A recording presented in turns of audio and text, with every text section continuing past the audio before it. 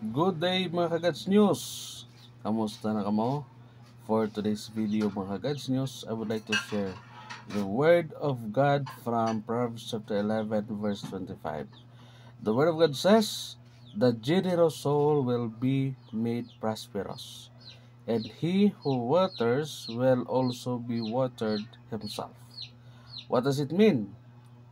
Siling sampulong sa ginang mga utod, ang tao nga minatagon magauswag, kag ang tao nga nagabulig sa iban pagabuligan man.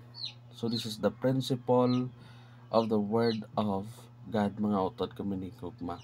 Nga makita naton drabla sa 2 Corinthians chapter 9 verse 15 ano ginambal dra. Thanks be to God for his undescribable gift. So si Jesus Christ ang nangin model.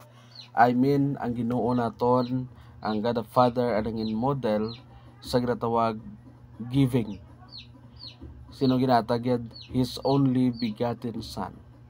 Tiyan mo ning kanami nga regalo nga ato na baton. Sa pagkamatuod mga utod kabigugma, wala ka na sang iban pa nga wala na sang pinakamanami nga regalo nga maangko naton samtang kakabuhi kita diri sa kalibutan, the gift of life from the Lord Jesus Christ. So paano maangkon? Kung nagkilala ka kay Kristo Jesus as your Lord and personal Savior sa imo pagkabuhi, by repenting your sins, acknowledging your sins, and accept Jesus Christ as your Lord and personal Savior sa imo pagkabuhi. Hopefully abyan mga Kagads News na intindihan mo ang pulong sang Ginoo, kag kung nakabuli gini sa imo, kag kung naka-encourage gini sa imo, please share sa mga iban pa makatawhan. Kabalo ka, damo pa sa makatawhan sa kalibutan nga nagkinahanglan sa pulong sa Dios, kinahanglan sa kay Kristo, kag kinahanglan na makabati.